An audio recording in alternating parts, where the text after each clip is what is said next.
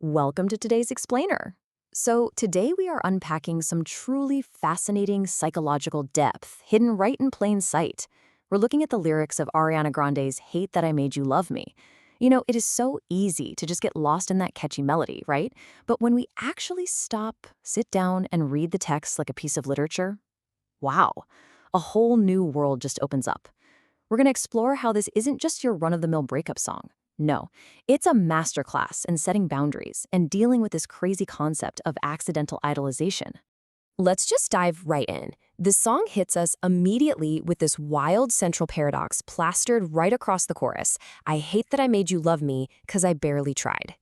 Right out of the gate, the speaker is super frustrated, but not necessarily with the other person. It's almost a frustration with themselves. Yet, it's tied to this complete lack of effort. Just imagine that for a second. Imagine the heavy burden of someone falling head over heels in love with you or becoming totally obsessed with you based on a version of yourself that you didn't even try to project. It's literally accidental idolization. And that perfectly sets up section 1 of our analysis, the core paradox. The chorus follows up with this line, "Sorry if I made you your type." I mean, what a brilliant, biting piece of text. On the surface, sure, it looks like an apology, but read it again, it is dripping with sarcasm. The speaker is pointing out the absolute absurdity of being blamed for someone else's obsession.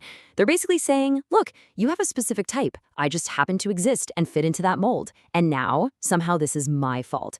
It's a linguistic flip that just takes the responsibility of the obsession and shoves it right back onto the person obsessing. Which brings us to section 2, growth through detachment. Now, this part is really cool.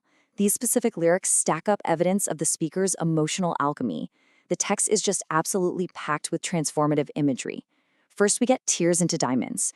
She's taking pain and sorrow, her tears, and crystallizing them into something hard, valuable, and totally unbreakable.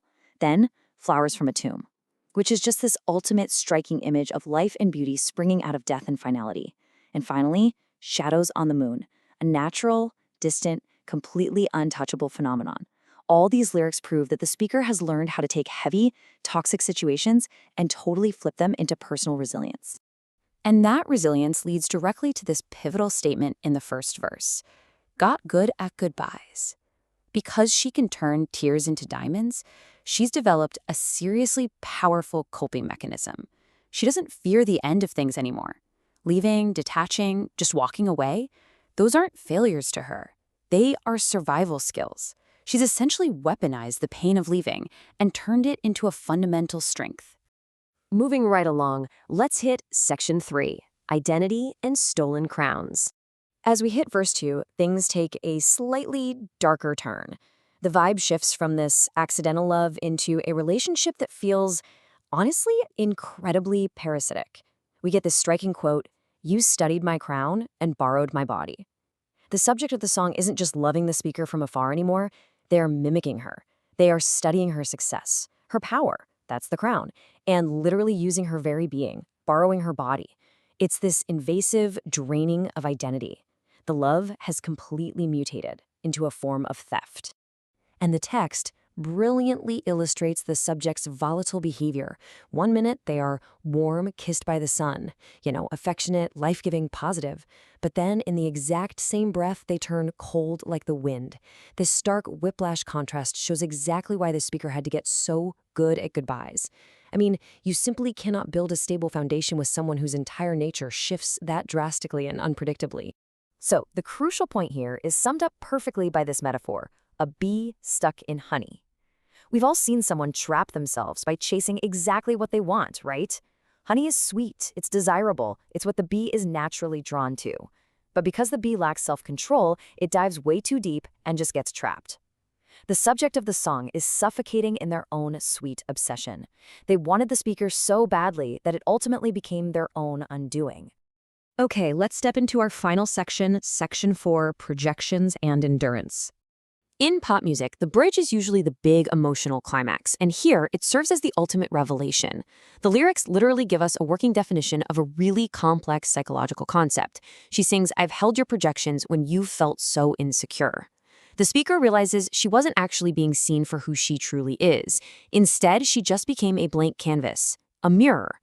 The other person took all their own internal insecurities, their own flaws and unfulfilled desires, and just projected them right onto her. She had to carry the emotional weight of their issues.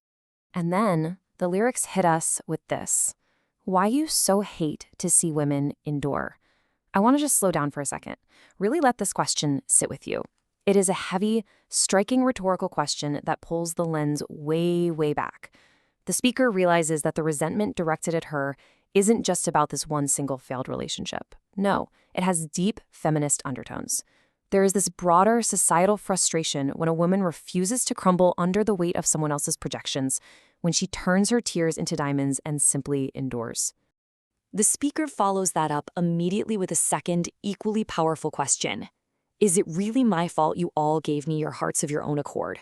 Notice that subtle shift in language?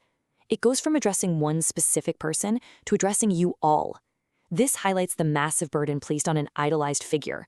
When the masses decide to just fall in love with you, to hand over their hearts totally unprompted and uninvited, whose responsibility is that?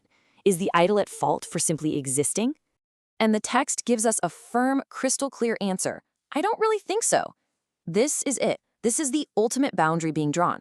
The speaker firmly, calmly, and totally unapologetically rejects the blame. She is handing the responsibility for the listener's uninvited devotion right back to them. Which brings us right back to where we started. But now we have so much more context, because I barely tried. Looking at this whole lyrical analysis, I want to leave you with one final provocative thought to consider today. When we fall head over heels for a public figure, a partner, or an idol, and that person isn't even trying to project the image we've fallen for, what does that actually say about us? Are we really in love with them, or are we just stuck in our own honey, completely in love with a reflection of our own desires? Thanks so much for joining me for this explainer, and I really hope this changes the way you listen to the lyrics next time you press play.